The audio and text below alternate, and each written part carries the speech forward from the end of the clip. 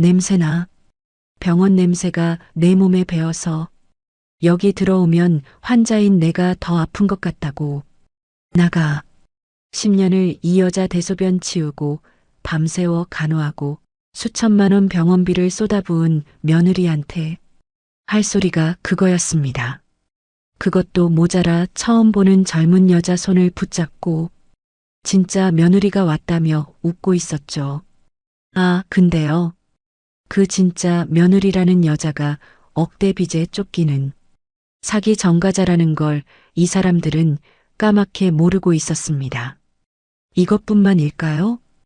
더 소름 끼치고 뒷목 잡을 만한 이야기가 많습니다.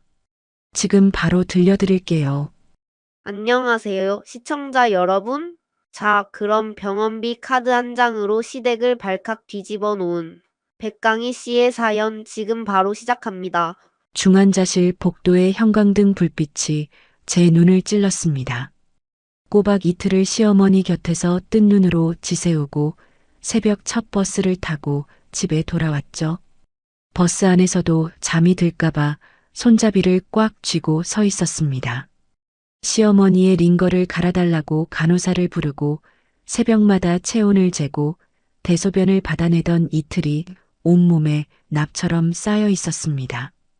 현관문을 열자마자 거실 테이블 위에 놓인 서류 봉투가 눈에 들어왔습니다. 태경이 소파에 앉아 다리를 꼬고 저를 기다리고 있었습니다. 텔레비전은 켜져 있었지만 소리는 꺼져 있었고 태경의 표정은 무언가를 오래 준비한 사람의 얼굴이었습니다. 뭐야, 이 서류. 태경이 리모컨을 테이블 위에 던지며 입을 열었습니다. 읽어보면 알잖아. 이혼 서류야. 저는 봉투를 집어들었습니다. 손끝이 떨렸지만 내색하지 않았습니다. 협의 이혼 의사 확인 신청서, 재산 분할 포기 각서, 위자료 청구 포기 동의서, 3장의 종이가 빈틈없이 준비되어 있었습니다. 서류 하단에는 제가 도장을 찍을 자리에 빨간 화살표 스티커까지 붙어 있었죠. 태경아, 지금 무슨 소리를 하는 거야? 어머니가 중환자실에 계시는데. 그러니까 빨리 도장 찍고 나가라고. 엄마 병원비는 내가 알아서 할 테니까 내가 신경 쓸 일 아니야. 태경이 자리에서 벌떡 일어나 제 앞으로 성큼 다가왔습니다. 이틀간 병원에서 잠을 못 자 부은 제 얼굴을 위에서 내려다보며 코웃음을 쳤습니다. 제 몸에서 나는 소독약 냄새를 맡았는지 코를 찡그리기까지 했습니다. 솔직히 말할게. 나 이 결혼 진작에 끝내고 싶었어. 너랑 사니까 내가 점점 찌질해지더라고. 내가 이직을 몇 번을 하든 뭘 하든 내가 옆에서 한숨을 쉬니까 내가 무능해진 거야. 내가 언제 한숨을 쉬었어. 10년 동안 내 월급이 끊겨도 한마디 안 했잖아. 그 꼴이 더 짜증났다고. 말을 안 하니까 더 비참해지는 거 몰라? 내가 묵묵히 돈 벌어오는 게 나한테는 매일 조롱당하는 거랑 똑같았어. 태경이 제 어깨를 밀쳤습니다. 저는 뒤로 비틀거리며 신발장에 등을 부딪혔습니다. 신발장 위에 놓여있던 액자가 바닥에 떨어져 유리가 깨졌습니다. 결혼식 날 찍은 사진이었죠.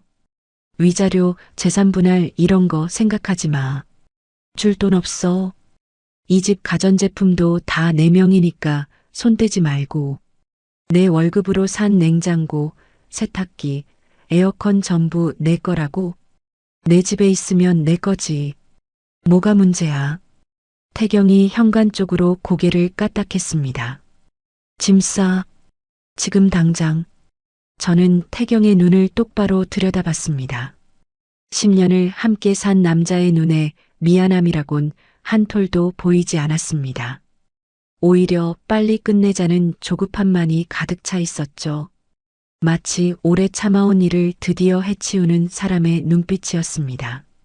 상황을 파악해야 했습니다. 저는 가방을 다시 집어들고 현관을 나섰습니다. 시어머니가 입원해 계신 대학병원으로 택시를 잡았습니다. 택시 안에서 손을 내려다보니 시어머니의 등을 닦아드리다 갈라진 손가락 끝이 보였습니다. 이 손으로 10년을 버텼는데 돌아온 건 현관 밖으로 밀쳐내는 손바닥이었습니다. VIP 병실 문을 열자 미란 어머니는 침대에 반쯤 몸을 일으킨 채 텔레비전을 보고 계셨습니다. 중환자실에서 일반 병실로 옮긴 지 겨우 하루밖에 안 됐는데 얼굴에 혈색이 돌아 있었습니다. 침대 옆 탁자에는 제가 어제 깎아놓고 간 사과가 그대로 놓여 있었습니다. 어머니, 태경이가 갑자기 이혼 서류를 내밀었어요. 무슨 일인지 혹시 아세요? 미란 어머니가 리모컨으로 텔레비전을 끄며 저를 쳐다봤습니다. 알지. 내가 그러라고 했으니까. 네. 강희야, 솔직히 말할게. 너 고맙긴 했어. 근데 태경이가 너한테 눌려 사는 꼴을 엄마가 더는 못 보겠더라고. 돈 잘 버는 마누라 밑에서 기죽어 사니까 우리 아들이 사람이 쪼그라든 거야. 저는 침대 옆 의자에 주저앉았습니다. 이틀 밤을 꼬박 새우며 이 사람의 대소변을 치우고 등을 닦아드리고 간호사를 부르며 뜬 눈으로 지켰습니다. 그 손에서 아직 소독약 냄새가 가시지도 않았는데 어머니, 저는 10년을 이 병원에서 그래, 고마웠어. 근데 이제 그만해. 냄새나. 병원 냄새가 내 몸에 배어서 여기 들어오면 환자인 내가 더 아픈 것 같다고. 미란 어머니가 손을 내저으며 고개를 돌렸습니다. 마치 파리를 쫓듯이 손가락 끝 하나 힘주지 않고 저를 밀어냈습니다. 나가. 할 말 끝났어. 저는 자리에서 일어났습니다. 병실 문을 열고 복도로 나오는데 다리에 힘이 풀렸습니다. 복도 끝 의자에 털썩 주저앉아 멍하니 천장을 올려다봤습니다. 형광등 불빛이 눈에 따가웠지만 눈물은 나오지 않았습니다. 너무 지쳐서 울 기운조차 남아있지 않았죠. 그때 엘리베이터 문이 열렸습니다. 머리부터 발끝까지 고급 브랜드로 치장한 젊은 여자가 태경의 팔짱을 끼고 걸어 나왔습니다. 여자는 한 손에 수입 과일 바구니를, 다른 손에 포장된 선물 상자를 들고 있었습니다. 향수 냄새가 복도 끝까지 퍼졌습니다. 두 사람은 저를 스치듯 지나가 미란 어머니의 VIP 병실로 들어갔습니다. 어머니, 리아 왔어요. 과일 좋아하신다고 해서 골라왔어요. 병실 안에서 미란 어머니의 목소리가 복도까지 울려 퍼졌습니다. 아이고, 우리 진짜 며느리 왔네. 이리 와, 이리 와. 손 좀 잡아보자. 저는 복도 의자에서 천천히 몸을 일으켰습니다. 병실 문 유리창 너머로 보이는 풍경이 눈에 꽂혔습니다. 미란 어머니가 그 여자의 손을 두 손으로 감싸쥐며 환하게 웃고 있었습니다. 10년간 제 손을 한 번도 그렇게 잡아준 적 없는 사람이었죠. 제가 밤새워 깎아놓은 사과는 탁자 구석에 밀려나 있었고 그 자리를 수입 과일 바구니가 차지하고 있었습니다. 저도 모르게 병실 문을 밀고 들어갔습니다. 태경이 저를 발견하고 얼굴이 굳어졌습니다. 왜 여기 또 와? 나가라고 했잖아. 이 여자가 누군데? 대답해. 태경이 주머니에서 휴대폰을 꺼내 어딘가에 전화를 걸었습니다. 여보세요. 병원 보안팀이죠. 7층 VIP 712호에 환자 보호자 허락 없이 침입한 사람이 있는데요. 좀 와주세요. 3분도 안 되어 보안 요원 2명이 병실로 들어왔습니다. 저는 팔을 잡힌 채 복도로 끌려 나왔습니다. 발이 걸려 바닥에 무릎을 찧었습니다. 무릎에서 욱신거리는 통증이 올라왔지만 그보다 더 아픈 건 지나가던 간호사와 환자 보호자들이 고개를 돌려 저를 바라보는 그 시선이었습니다. 마치 제가 무슨 잘못을 저지른 사람처럼.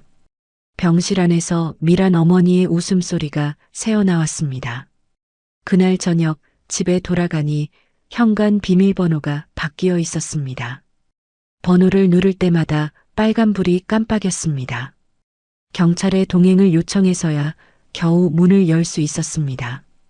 경찰관이 옆에 서 있는 상황에서도 태경은 소파에 앉은 채 일어나지도 않았습니다. 저는 옷까지 몇 벌만 캐리어에 쑤셔 넣고 그 집을 나왔습니다. 10년을 살았던 집인데 제가 가져갈 수 있는 건 캐리어 하나뿐이었습니다. 분노가 목구멍까지 차올랐지만 저는 이를 악물었습니다. 이 굴레에서 합법적으로 벗어나는 것이 먼저였습니다. 저는 이혼에 동의했고 한 달간의 숙려기간을 거쳐 가정법원에서 최종 확인서에 도장을 찍었습니다. 법원을 나서는 태경의 뒷모습을 저는 유리문 너머로 지켜봤습니다. 태경은 법원 정문을 나서자마자 택시를 잡아타고 어딘가로 향했습니다. 나중에 알게 됐죠. 태경이 곧장 구청으로 달려가 미리 작성해둔 홍리아와의 혼인신고서를 창구에 제출했다는 사실을. 이혼 신고가 된 지 일주일이 지났습니다. 저는 원룸 월세방에서 노트북을 펼치고 은행 앱에 접속했습니다. 시어머니 병원비 비상금으로 모아두었던 적금 통장을 확인하려는 순간 화면에 뜬 숫자가 눈을 의심하게 만들었습니다. 잔액 0원. 해지일은 이혼 확정 이틀 뒤. 인출자 명의는 차태경. 공동명의 계좌였기에 법적으로는 막을 수 없었습니다. 하지만 그 안에 든 3,500만 원은 제가 3년간 매달 야근 수당과 성과급을 쪼개어 넣은 돈이었습니다. 어머니 수술비가 급하게 필요할 때를 대비해서 저는 노트북을 덮고 천장을 올려다봤습니다. 손톱이 손바닥에 박히도록 주먹을 쥐었습니다. 그 돈의 행방을 알게 된 건 며칠 뒤였습니다. 대학 동기인 부동산 중개업자 친구에게서 전화가 왔습니다. 강희야, 너 전남편 차태경이라는 사람 맞지? 우리 동네 신축 아파트에 전세 들어왔더라. 보증금이 3억 5천이래. 젊은 여자랑 같이 왔다더라. 3억 5천. 제가 모은 3,500만 원은 그 전세 계약금으로 들어간 거였습니다. 나머지 금액은 어디서 충당했는지 모르겠지만 적어도 계약의 시작은 제 돈으로 찍은 거였죠. 일주일 뒤 짐을 마저 빼기 위해 태경의 새집 주소를 찾아갔습니다. 초인종을 누르자 현관문이 열렸는데 안에서 왁자지껄한 소리가 쏟아져 나왔습니다. 거실에는 시누이 내외, 시숙 부부, 그리고 시댁 친척 대여섯 명이 둘러앉아 고기를 구워 먹고 있었습니다. 제가 월급으로 사들인 최고급 식기 세트에 음식이 담겨 있었고 제가 골라서 배치했던 이탈리아산 소파 위에 시숙의 아이들이 과자를 흘리며 뛰어다니고 있었습니다. 홍리아가 앞치마를 두르고 부엌에서 나왔습니다. 저를 보더니 입꼬리를 올리며 고개를 살짝 기울였습니다.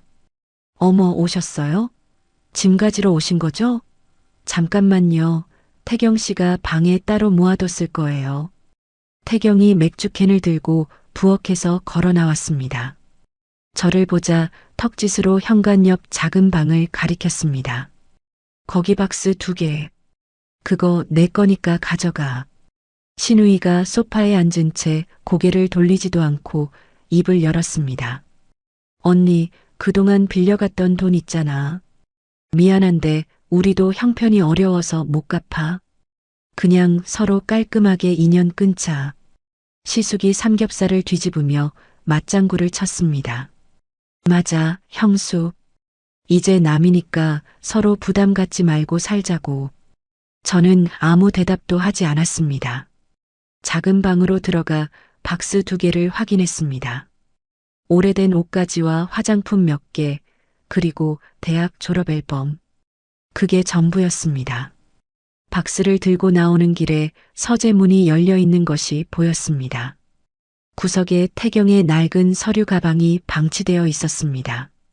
그 가방 겉주머니에 구형 USB 하나가 꽂혀 있었죠. 태경이 예전에 블랙박스 영상을 백업하던 습관이 떠올랐습니다. 저는 아무도 보지 않는 틈에 그 USB를 주머니에 넣었습니다. 거실을 지나는데 리아가 제 앞을 막아섰습니다. 손에 종이컵을 들고 있었습니다. 커피라도 한 잔 드시고 가세요. 이삿짐 나르시느라 힘드시잖아요. 저는 종이컵을 받지 않고 리아의 얼굴을 들여다봤습니다. 리아가 눈을 동그랗게 뜨며 불쌍한 사람을 보는 표정을 지었습니다. 너무 상심하지 마세요. 앞으로 좋은 인연 만나실 거예요. 태경이 뒤에서 식탁 위에 굵은 소금을 집어들더니 제 등 뒤로 뿌리는 신용을 했습니다. 친척들 사이에서 낄낄거리는 웃음이 터졌습니다. 저는 박스를 안고 현관을 나섰습니다. 엘리베이터 문이 닫히자 그제야 턱에 힘을 풀었습니다. 이를 갈아도 부족한 분노였지만 저는 고개를 들었습니다. 원룸으로 돌아온 저는 식탁 위에 노트북을 펴고 엑셀 프로그램을 열었습니다. 재무팀 과장 12년 차의 손이 자판 위를 달렸습니다. 지난 10년간 시어머니 병원비로 나간 금액, 시댁 생활비로 빠져나간 금액, 시누이와 시숙에게 빌려주고 못 받은 돈, 그리고 태경이 제 계좌에서 빼돌린 3,500만 원까지 이런 단위로 추적해서 날짜별, 항목별로 정리했습니다. 엑셀 장부가 완성되자 저는 바로 다음 날 아침 법률사무소 문을 두드렸습니다. 횡령 및 부당이득 반환 청구 소송을 제기하고 태경의 회사 급여와 신혼집 전세 보증금에 대한 가압류를 신청했습니다. 변호사가 서류를 검토하며 말했습니다. 증거 자료가 이렇게 깔끔하게 정리된 건 처음 봅니다. 승인 나오는데 일주일 정도면 될 겁니다. 저는 사무소를 나와 원룸으로 돌아왔습니다. 밤이 되자 서재에서 가져온 USB를 노트북에 꽂았습니다. 블랙박스 영상 파일은 없었습니다. 대신 음성 녹음 파일 12개가 폴더 안에 들어 있었습니다. 첫 번째 파일을 재생했습니다. 차 안에서 녹음된 태경과 리아의 대화였습니다. 리아야, 엄마 시골 땅 있잖아. 그거 시세가 얼마나 되는지 알아봤어? 한 4억은 받을 수 있대. 내가 아는 부동산 사장한테 물어봤거든. 4억이면 내 빚 갚고도 남겠다. 어머니한테는 뭐라고 하지? 뭐라고 해? 땅 팔고 나서 요양원에 넣으면 되잖아. 저렴한 데 찾아보면 한 달에 100만 원이면 되는 데도 있어. 요양원에 넣고 우리는 당연히 튀어야지. 빚쟁이들이 나 찾고 있으니까 서울에서 멀리 가야 해. 제주도든 어디든. 저는 재생을 멈추고 노트북 화면을 바라봤습니다. 리아는 부잣집 딸이 아니었습니다. 빚에 쫓기는 사기꾼이었고 태경은 그걸 알면서도 어머니의 재산을 빼돌릴 계획을 세우고 있었습니다. 저는 USB를 빼서 서랍 깊숙이 넣고 잠금 장치를 걸었습니다. 이 파일은 아직 쓸 때가 아니었습니다. 다음 날 오후 저는 대학 선배 조 실장에게 전화를 걸었습니다. 민간 조사원으로 일하는 조 실장은 제 전화를 받자마자 낮은 목소리로 물었습니다. 강희야, 무슨 일이야? 목소리가 안 좋다. 선배, 일 하나 의뢰하고 싶어요. 사람 하나 신원 조회 좀 해주세요. 누군데? 홍리아. 32살. 제 전남편이랑 혼인신고 올린 여자예요. 조 실장이 잠시 침묵하더니 볼펜을 탁 하고 놓는 소리가 들렸습니다. 알겠어. 이틀만 줘. 이틀 뒤 조 실장에게서 연락이 왔습니다. 저는 조 실장이 운영하는 사무실로 찾아갔습니다. 조 실장이 책상 위에 서류 뭉치를 펼치며 입을 열었습니다. 홍리아, 본명 홍미정. 3년 전 혼인빙자 사기로 실형 1년 6개월 살고 나왔어. 출소 이후 이름을 개명했고 현재 사채업자 3곳에서 총 2억 3천만 원을 빌렸는데 이자를 6개월째 못 갚고 있어. 사실상 지명수배 수준이야. 조 실장이 서류 한 장을 집어 제 앞으로 밀었습니다. 전과 기록, 조회서와 개명 허가서, 사본이었습니다. 내 전남편이 통장에서 빼간 3,500만 원 전세금으로 들어간 게 아니야. 내가 확인해 봤는데 그중 2,800만 원이 사채업자 이자 갚는데 들어갔어. 저는 서류를 내려다보며 입술을 깨물었습니다. 제가 밤잠을 설쳐가며 모은 비상금이 빚쟁이 이자로 흘러 들어간 겁니다. 선배, 부탁이 하나 더 있어요. 말해. 이 사람들 동선을 좀 추적해 주세요. 며칠 안에 큰 움직임이 있을 거예요. 조 실장이 팔짱을 끼며 고개를 끄덕였습니다. 알겠어. 비용은 나중에 청구할게. 사무실을 나온 저는 버스 정류장에 서서 하늘을 올려다봤습니다. 퍼즐 조각이 하나씩 맞춰지고 있었습니다. 이제 남은 건 그들이 스스로 무너질 판을 짜는 것이었죠.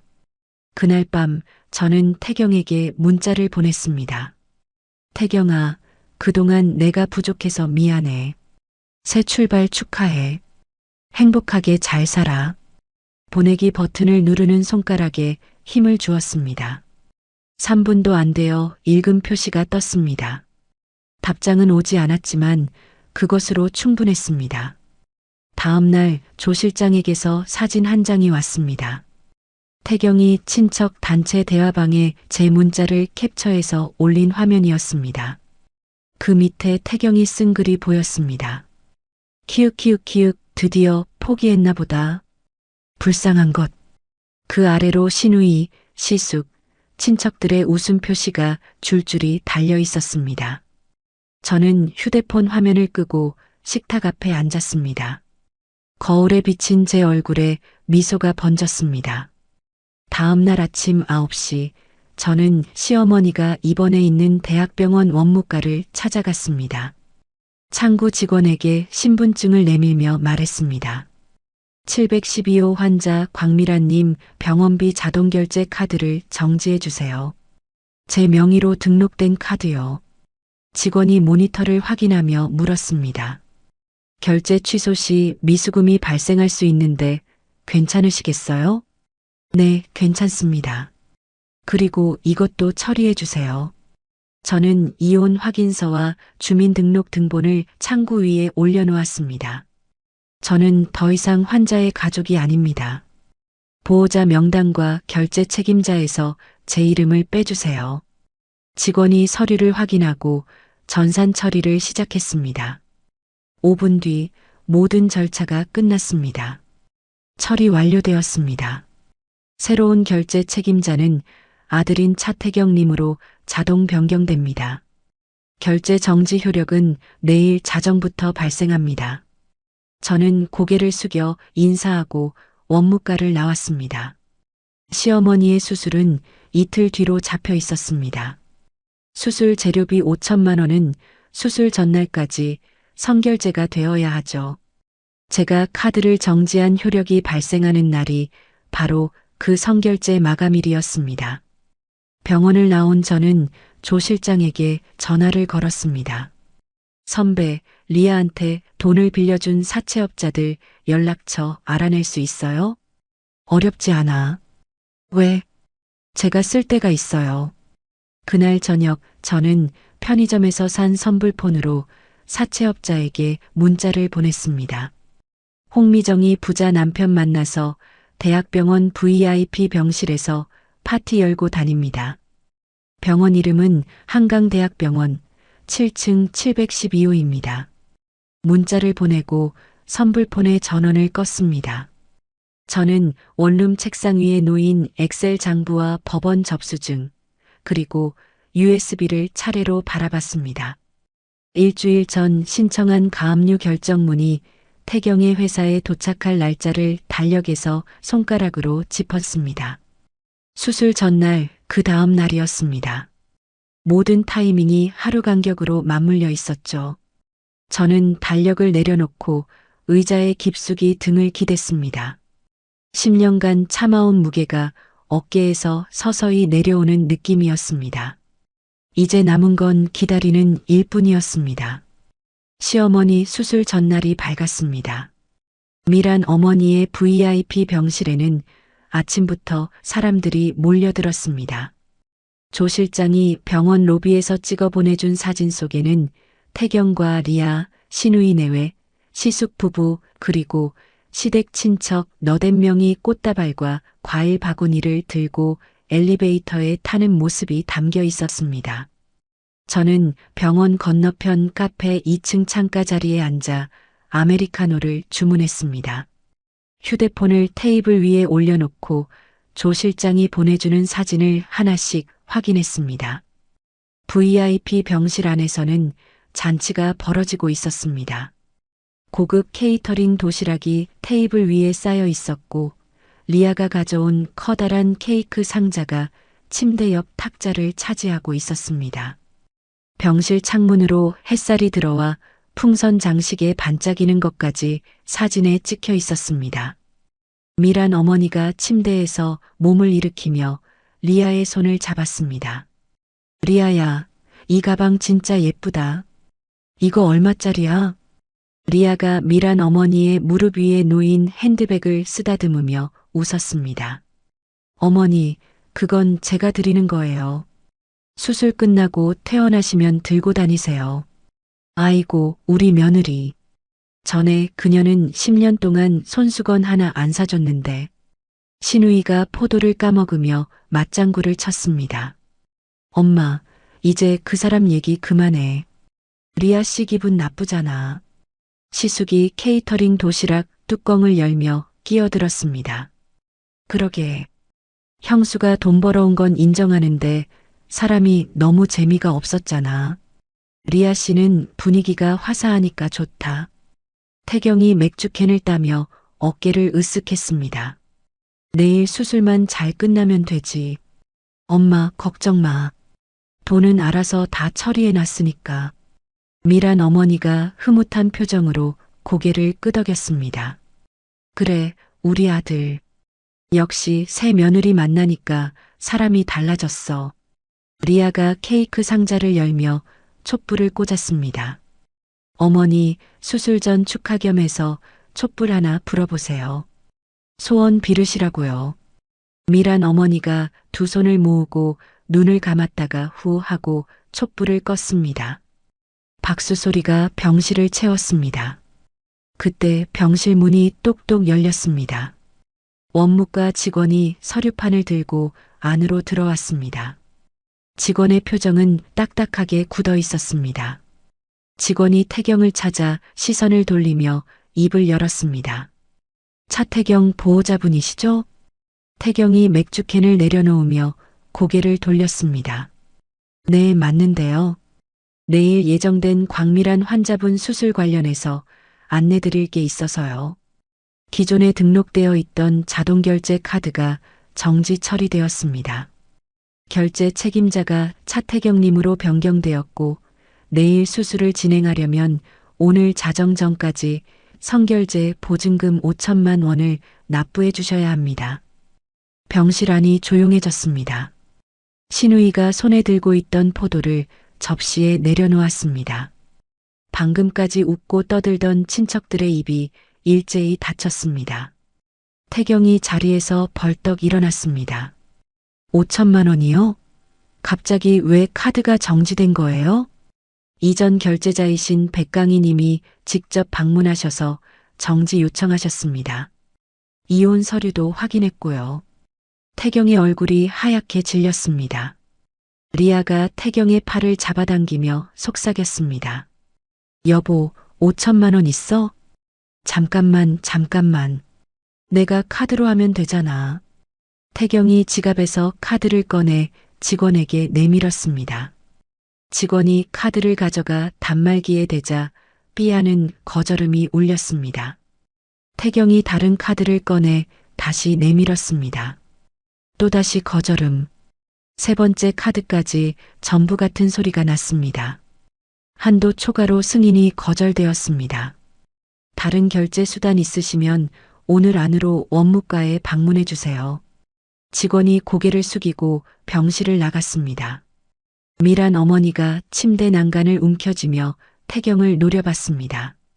태경아, 5천만 원이 없다니 그게 무슨 소리야. 내일 수술이잖아. 엄마, 잠깐만. 내가 어떻게든 해볼게. 태경이 휴대폰을 꺼내 어딘가에 전화를 걸기 시작했습니다. 한 통, 두 통, 세 통. 전화를 받는 사람마다 미안하다. 그 정도 금액은 힘들다는 대답뿐이었습니다. 네 번째 전화는 아예 받지도 않았습니다. 다섯 번째는 통화 중이었고, 여섯 번째는 전원이 꺼져 있었습니다. 시숙이 슬그머니 자리에서 일어나며 시계를 봤습니다. 형, 나 애들 학원 데려다 줘야 해서 먼저 간다. 신우이도 가방을 챙기며 일어섰습니다. 오빠, 나도 먼저 갈게. 남편이 저녁까지 오래. 친척들이 하나둘씩 눈을 피하며 병실을 빠져나갔습니다. 아까까지 박수를 치고 건배를 하던 사람들이 쥐도 새도 모르게 사라졌습니다. 5분도 안 되어 병실에는 태경과 리아 그리고 미란 어머니만 남았습니다. 케이크는 한 조각도 먹히지 않은 채 테이블 위에서 녹아내리고 있었습니다. 미란 어머니의 휴대폰이 울렸습니다. 병원 원무과 자동 안내 전화였습니다. 이어서 태경의 휴대폰도 울리기 시작했습니다. 끊으면 또 울리고 끊으면 또 울렸습니다. 미납 안내, 수술 보증금 독촉, 병실 퇴실 안내까지 두 사람의 전화기가 번갈아가며 쉬지 않고 울어댔습니다. 1시간 동안 50통이 넘게 울렸고 태경은 더 이상 전화기를 들 수조차 없었습니다. 태경이 휴대폰을 집어 던지듯 침대 위에 놓으며 머리를 쥐어뜯었습니다. 아씨, 강희 이 미친년이 진짜. 미란 어머니가 이불을 걷어차며 소리를 질렀습니다. 당장 그년한테 전화해. 어떻게든 돈 내게 만들어. 태경이 제 번호를 눌렀습니다. 저는 카페 테이블 위에서 진동하는 휴대폰 화면을 내려다봤습니다. 차태경? 전화를 받지 않았습니다. 두 번째, 세 번째, 네 번째. 화면이 꺼졌다 켜졌다를 반복했습니다. 저는 아메리카노를 한 모금 마시고 창밖으로 보이는 병원 건물을 바라봤습니다. 7층 창문에 불이 환하게 켜져 있었습니다. 같은 시각 병실에서는 원무과 직원이 다시 문을 열고 들어왔습니다. 보호자분, 오늘 18시까지 결제가 확인되지 않으면 내일 수술은 자동 취소됩니다. 그리고 VIP 병실 이용 요금도 3일째 미납 상태인데 오늘 안으로 정리가 안 되시면 일반 병동으로 이동해 주셔야 합니다. 미란 어머니가 직원을 향해 손을 내저었습니다.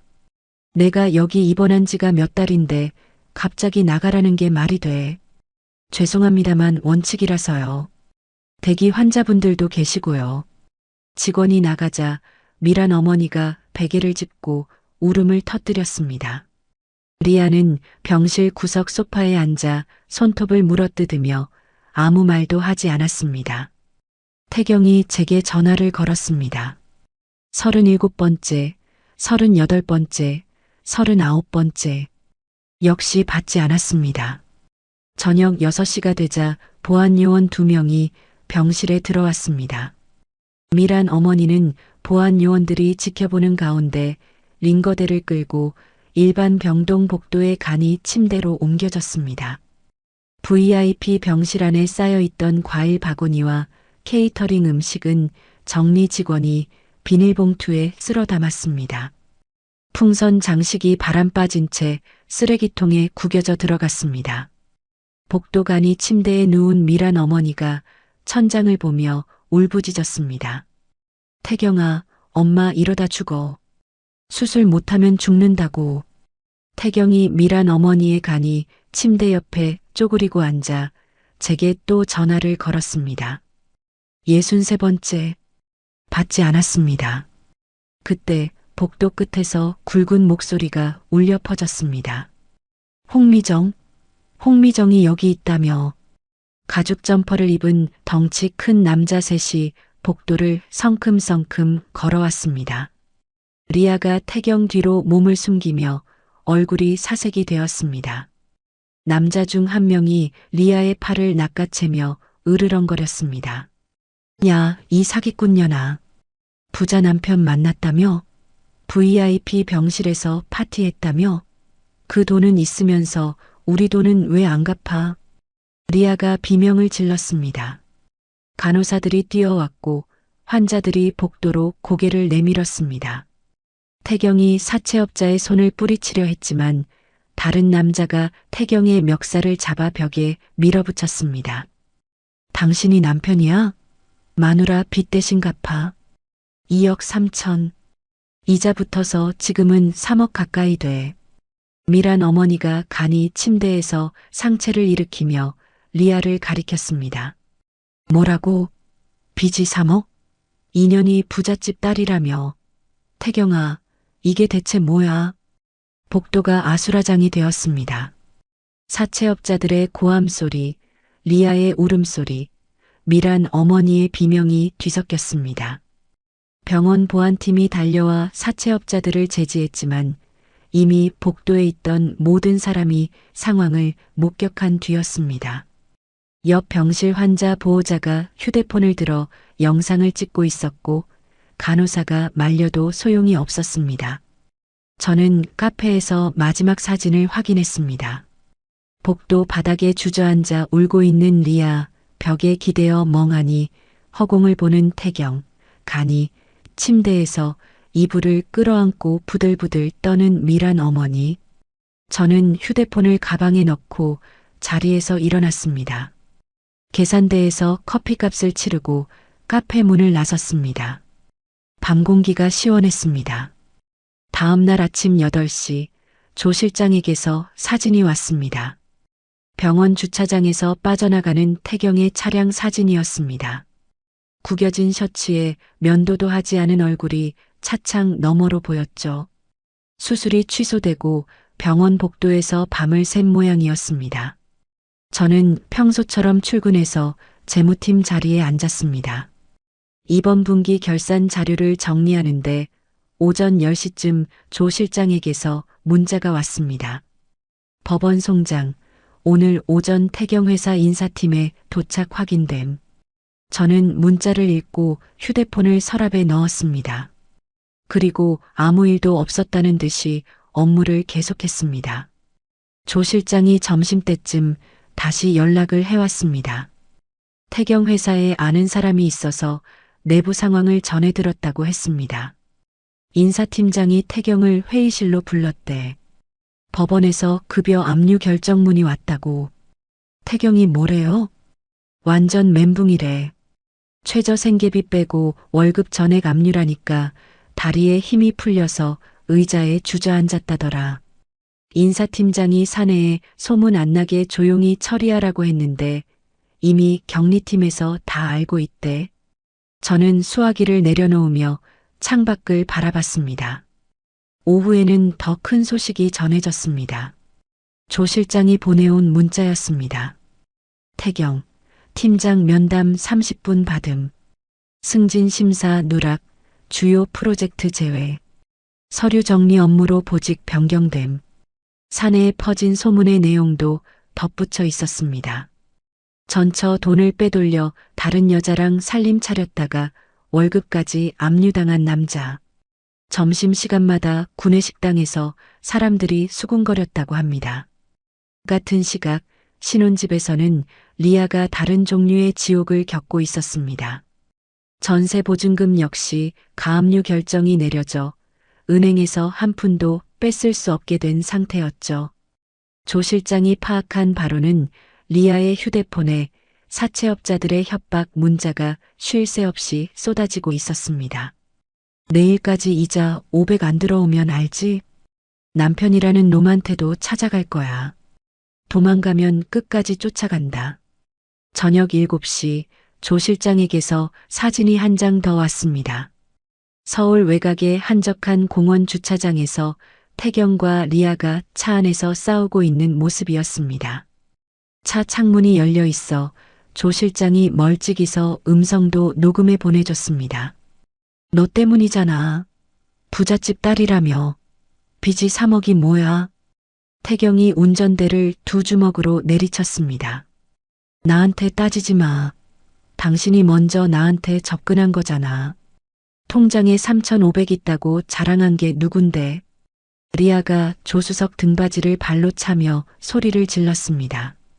그 돈은 다 이자 갚는 데 들어갔어. 지금 나한테 한 푼도 없다고. 나도 없어. 월급도 압류됐고 전세금도 묶였어. 어떻게 하라고. 두 사람이 한참을 고함을 지르다가 잠시 침묵이 흘렀습니다. 리아가 먼저 입을 열었습니다. 방법 하나 있어. 뭔데? 어머니 시골 땅. 그거 팔면 돼. 급하게 내놓으면 반값이라도 현금으로 받을 수 있어. 태경이 운전대에 이마를 기대며 한숨을 내쉬었습니다. 엄마가 줄 리가 없잖아. 주는 게 아니라 가져오는 거지. 어머니 가방에 신분증이랑 땅 문서 있잖아. 병원에 누워 계시니까 몰래 빼오면 돼. 그건 진짜 지금 이 상황에서 고르고 있을 때야. 사채업자들이 내일 또 올 거라고. 이번엔 당신 회사로 찾아간대. 태경이 고개를 들었습니다. 한참을 망설이더니 시동키를 돌렸습니다. 그날 밤 조 실장이 보내온 사진 속에서 두 사람은 병원으로 돌아갔습니다.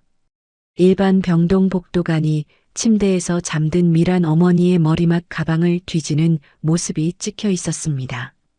신분증과 땅 문서를 꺼내 가방 지퍼를 다시 닫는 장면까지. 미란 어머니는 진통제를 맞고 깊이 잠들어 있어 아무것도 눈치채지 못했습니다. 다음 날 오전 9시 조 실장의 문자가 왔습니다. 두 사람 구청 주민센터 도착. 창구에서 서류 발급 중. 미란 어머니의 신분증으로 위임장을 꾸미고 인감증명서를 발급받고 있는 겁니다. 20분 뒤 다시 문자가 왔습니다. 서류 수령 완료. 차 타고 중개소 방향으로 이동 중. 저는 휴대폰을 들고 경찰서 번호를 눌렀습니다. 여보세요. 신고하려고 전화드렸습니다. 현재 지명수배 중인 사기 전과자가 타인의 인감증명서를 위조해서 부동산을 처분하려 하고 있습니다. 지금 이 순간 중개소로 향하고 있고요. 주소 알려드리겠습니다. 부동산 중개소 안은 좁았습니다. 태경이 서류 봉투에서 땅 문서와 위조한 인감증명서를 꺼내 중개인 앞에 펼쳐놓았습니다. 이 땅 금매로 내놓으려고요. 현금 결제 가능한 매수자 있으면 바로 넘기겠습니다. 중개인이 안경을 코 위로 밀어 올리며 서류를 훑었습니다.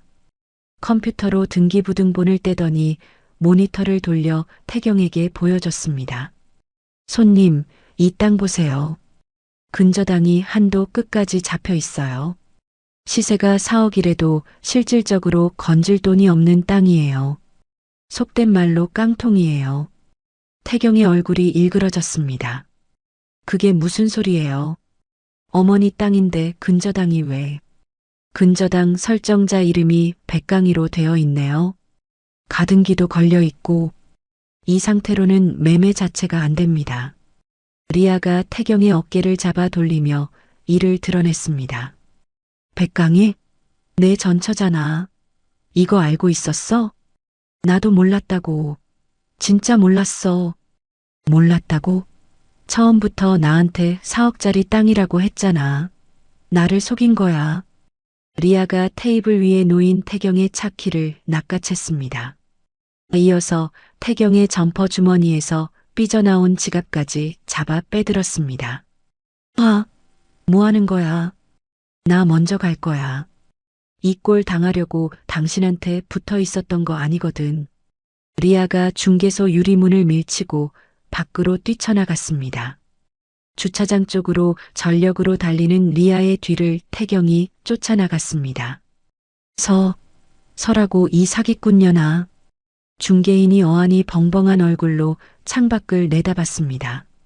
저는 조 실장과 함께 중개소 맞은편 편의점 앞에 서서 그 장면을 지켜보고 있었습니다. 주차장 한가운데서 태경이 리아의 뒷덜미를 잡아챘습니다. 리아가 앞으로 고꾸라지며 아스팔트에 무릎을 찧었습니다. 리아가 비명을 지르며 몸을 뒤집더니 신고 있던 뾰족한 구두를 벗어 태경의 얼굴을 내리쳤습니다. 굽이 태경의 광대뼈를 찢었고 피가 턱을 타고 흘러내렸습니다. 태경이 리아의 손목을 비틀어 눌렀습니다. 리아가 이빨을 드러내며 태경의 팔뚝을 물었습니다. 태경이 고통에 울부짖으며 리아의 어깨를 아스팔트에 내리눌렀습니다. 두 사람의 옷이 찢어지고 무릎과 팔꿈치에서 피가 번졌습니다. 죽여버릴 거야. 내 인생 망쳐놓고. 내가 망쳤어? 내가 나한테 빚이 있으면서 숨긴 거잖아. 그때 잠복해 있던 사복 형사 4명이 사방에서 뛰어나왔습니다. 경찰이다. 움직이지 마. 한 형사가 테이저건을 꺼내 들었습니다. 태경이 리아의 목을 움켜쥔 채 고개를 돌렸습니다. 형사가 고함쳤습니다. 손 놔. 당장 손 놔. 태경이 멈칫한 사이 형사 2명이 달려들어 태경의 팔을 꺾어 바닥에 엎드리게 만들었습니다. 다른 형사가 리아의 등 뒤로 팔을 돌려 제압했습니다. 찰칵, 찰칵. 수갑이 채워지는 금속음이 주차장에 울렸습니다. 태경이 바닥에 얼굴을 붙인 채 숨을 헐떡였습니다. 리아가 머리카락이 얼굴을 덮은 채 바닥에서 발버둥쳤습니다. 형사가 리아의 신분증을 확인하며 동료에게 말했습니다. 홍미정, 기존 사기 수백 건 있고 오늘 사문서 위조 현행범. 병 앞에서 올려. 차태경은요? 사문서 위조 공범, 특수 폭행 현행범. 같이 올려. 저는 조 실장과 함께 편의점 앞에서 걸어 나와 주차장으로 향했습니다. 형사가 태경을 일으켜 세우는 순간 태경의 눈이 저를 발견했습니다. 피가 얼굴 반을 덮고 있었습니다. 태경이 수갑이 채워진 두 손을 앞으로 내밀며 제게 달려들려 했지만 형사가 어깨를 잡아막았습니다. 강희야, 강희야, 제발. 나 좀 살려줘. 다 내가 잘못했어. 한 번만, 한 번만. 태경이 무릎을 꿇었습니다. 형사의 손을 뿌리치고 바닥을 기어 제 바지가랑이를 잡았습니다. 눈물과 피가 뒤섞인 얼굴이 고개를 들어 저를 올려다봤습니다. 저는 가방에서 서류 한 장을 꺼냈습니다. 횡령 고소장 사본이었습니다. 저는 그 종이를 구겨 태경의 얼굴 앞에 떨어뜨렸습니다. 이혼 도장 찍던 날 내가 나한테 했던 말 기억나? 줄 돈 없다고 했지. 나도 줄 잡이 없어. 태경이 바닥에 이마를 박으며 울음을 터뜨렸습니다. 형사가 태경의 팔을 잡아 일으켜 세웠습니다. 맞은편에서는 리아가 형사에게 끌려가며 태경을 향해 침을 뱉었습니다. 차태경, 이 쓰레기. 감옥에서 썩어. 내가 나한테 접근한 거잖아. 닥쳐.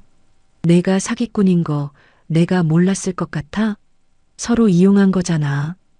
두 사람이 서로를 향해 악을 쓰는 목소리가 호송차 문이 닫히며 끊겼습니다. 차가 주차장을 빠져나가는 것을 저는 팔짱을 낀 채 지켜봤습니다. 조 실장이 제 옆에서 호송차의 뒷모습을 바라보며 입을 열었습니다. 수고했어, 강희야. 선배야말로요. 정말 고마워요. 조 실장이 주머니에서 담배를 꺼내 물며 고개를 끄덕였습니다. 커피 한 잔 사줘. 그걸로 됐어. 저는 주차장을 빠져나오며 하늘을 올려다봤습니다. 5월 햇살이 눈부셨습니다. 가슴속에서 무거운 돌덩어리가 하나 빠져나간 느낌이었습니다. 체포 소식은 빠르게 퍼졌습니다. 일주일 뒤 조 실장이 구치소 수감 확인서 사본을 제게 보내왔습니다. 태경은 사문서 위조, 특수폭행, 그리고 제가 고소한 횡령 혐의까지 병합되어 재판을 기다리고 있었습니다. 태경의 회사에서는 구속 소식을 접하자마자 징계위원회를 열어 즉각 파면 처리했습니다. 퇴직금도 이미 가압류 상태였기에 태경의 손에 쥐어지는 돈은 한 푼도 없었죠. 리아 역시 과거 혼인빙자 사기 전과와 이번 사문서 위조, 부동산 사기 미수건이 합쳐져 장기 복역을 피할 수 없게 되었습니다. 조 실장이 전해준 바로는 구치소 안에서도 사채업자들이 돈을 쥐어준 수감자들에게 리아가 매일같이 괴롭힘을 당하고 있다고 했습니다. 미란 어머니의 소식도 들려왔습니다. 아들이 구속되고 새 며느리가 사기꾼이었다는 사실을 알게 된 미란 어머니는 병원 복도에서 실신했습니다. 하지만 병원 측은 장기 미납된 병원비를 이유로 더 이상 입원을 유지할 수 없다고 통보했고 미란 어머니는 강제 퇴원 처리되었습니다. 거동이 불편한 몸으로 시골 본가에 돌아간 미란 어머니는 친척들에게 전화를 돌렸습니다.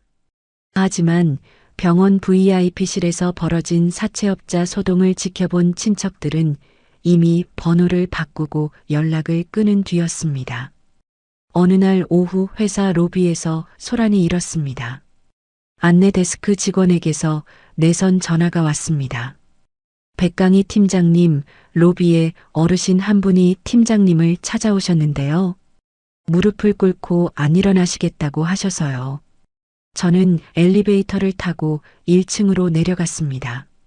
로비 한가운데 미란 어머니가 타일 바닥에 무릎을 꿇고 앉아 있었습니다.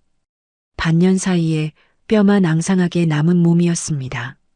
머리카락은 반백이 되어 있었고 입고 있는 옷은 여기저기 때가 끼어 있었습니다. 미란 어머니가 저를 발견하고 이마를 바닥에 찧었습니다. 강희야, 한 번만 살려줘. 한 번만. 진통제 살 돈도 없어. 밤마다 아파서 잠을 못 자. 제발, 내가 잘못했어. 로비를 지나던 직원들이 고개를 돌려 쳐다봤습니다. 저는 미란 어머니 앞에 서서 내려다봤습니다. 이 사람이 저를 냄새난다며 병실에서 내쫓던 날이 떠올랐습니다. 보안 요원을 불러 저를 바닥에 내동댕이 치게 만들던 그 VIP 병실의 풍경이 떠올랐습니다. 저는 뒤로 돌아서서 안내 데스크 직원에게 말했습니다. 보안팀 불러주세요. 외부인이 로비에서 소란을 피우고 있어요.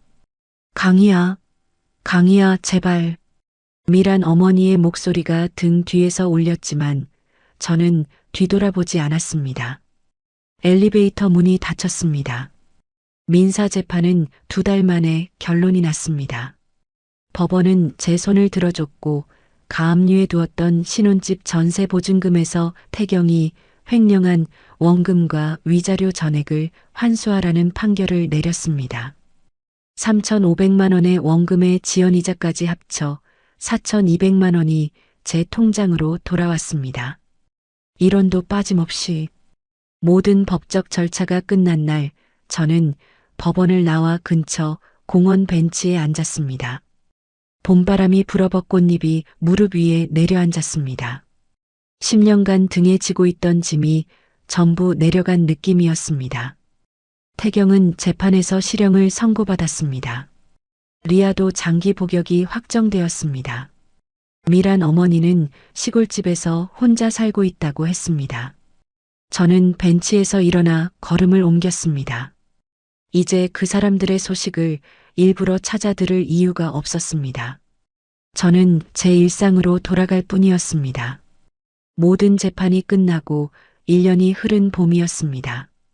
저는 사무실 책상 위에 놓인 인사 발령장을 내려다봤습니다. 재무팀 팀장 발령. 부서장이 직접 제자리로 와서 악수를 청하며 말했습니다. 백 팀장, 지난 1년간 결산 보고서 한 번도 수정 요청 없었어. 이번 승진 만장일치였어. 감사합니다. 열심히 하겠습니다. 저는 고개를 숙여 인사하고 발령장을 서랍에 넣었습니다. 팀원들이 박수를 쳤고 저는 손을 내저으며 웃었습니다. 퇴근 후 저는 새로 이사한 아파트로 향했습니다. 제 월급으로 계약한 넓은 투룸이었습니다. 현관문을 열면 제가 고른 연한 베이지색 벽지가 보이고 제가 좋아하는 초록색 쿠션이 소파 위에 가지런히 놓여 있었죠. 누구의 눈치도 볼 필요 없는 오직 제 취향으로만 채운 공간이었습니다. 저는 와인 한 병을 열어 잔에 따르고 소파에 기대 앉았습니다. 창밖으로 저녁 노을이 번지고 있었습니다. 아무도 저를 부르지 않았고 아무도 저에게 돈을 요구하지 않았습니다. 주말이면 아침 일찍 요가 수업에 갔습니다. 한 달에 한두 번은 근교산에 올라 정상에서 김밥을 먹었습니다. 대학 동기들과 저녁 약속을 잡아 수다를 떨기도 했죠. 평범하고 조용한 일상이 이렇게 귀한 줄 예전에는 몰랐습니다. 어느 주말 오후 조 실장에게서 오랜만에 전화가 왔습니다. 강희야, 밥 먹었어? 아직이요. 선배 뭐 하세요? 근처 지나가다 전화했어. 참 별일은 아닌데 내 전남편 소식 들었어. 안 궁금한데요. 그래도 한마디만 할게. 가석방으로 나왔는데 정가 때문에 취직이 안 된대. 공사판 일용직으로 나가는 것 같더라. 술을 많이 마시나 봐. 얼굴이 퉁퉁 부어 있었어. 저는 와인잔을 내려놓으며 창밖을 바라봤습니다. 그렇군요. 시어머니는 시골에서 폐지 죽고 있대. 병원비가 없어서 요양원도 못 가고 친척들이 전부 연락을 끊어서 구걸하다시피 산다더라. 네. 리아는 감옥에서 다른 수감자랑 싸우다가 형량이 추가됐대.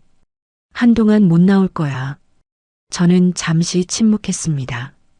동정심이 들지 않았습니다. 안쓰럽다는 감정도 통쾌하다는 감정도 아니었습니다. 그저 먼 나라 뉴스를 듣는 것 같았습니다. 선배, 고마워요. 이제 그 사람들 소식은 안 전해줘도 돼요. 알겠어. 그래, 잘 지내. 전화를 끊고 저는 소파에서 일어났습니다. 부엌으로 가서 따뜻한 차를 한 잔 우려냈습니다. 찻잔을 들고 다시 소파에 앉아 텔레비전을 켰습니다. 시시콜콜한 예능 프로그램에서 출연자들이 떠들며 웃고 있었습니다. 저도 따라 피식 웃음이 나왔습니다. 월요일 점심시간 후배 하나가 제 자리로 와서 조심스럽게 입을 열었습니다. 팀장님, 저 다음 달에 결혼하는데요. 시댁에서 전세금 보태준다고 공동명의를 요구하거든요. 어떻게 하는 게 좋을까요? 저는 의자를 돌려 후배를 마주보며 말했습니다. 공동명의는 하지 마. 내 돈이 들어가면 내 명의로 해.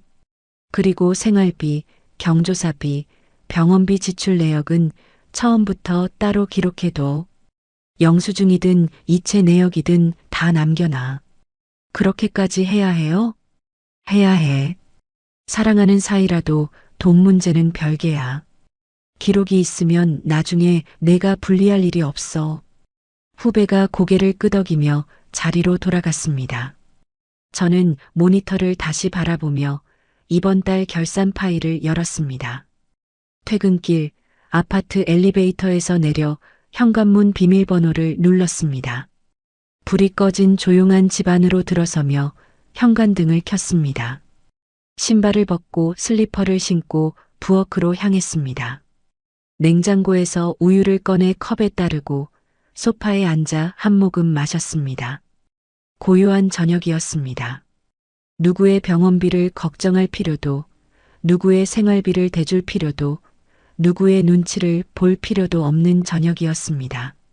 제 인생의 가계부에서 가장 큰 악성 부채를 깨끗하게 정리한 지금, 통장 잔고는 매달 조금씩 늘어나고 있었습니다. 그 숫자가 늘어날 때마다 저는 알았습니다. 이 고요하고 평범한 일상이야말로 제가 10년을 걸어 되찾은 것이라는 걸. 여러분, 오늘 이야기는 여기까지입니다. 10년이라는 세월 동안 한 사람이 얼마나 많은 것을 삼키며 살았을까요?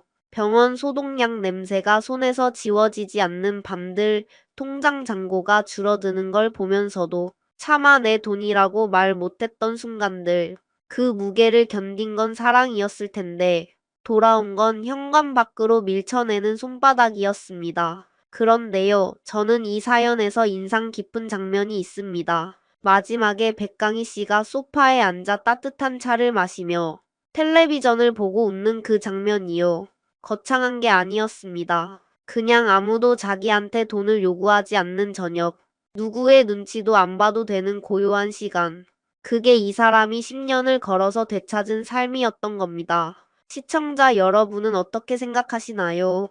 혹시 지금 누군가를 위해 너무 많은 걸 희생하고 견뎌내는 분이 있다면 나 자신부터 어떤지 돌아봐 주셨으면 합니다. 오늘 사연 끝까지 들어주셨다면 구독과 좋아요 부탁드리겠습니다. 오늘도 좋은 하루 되세요. 감사합니다.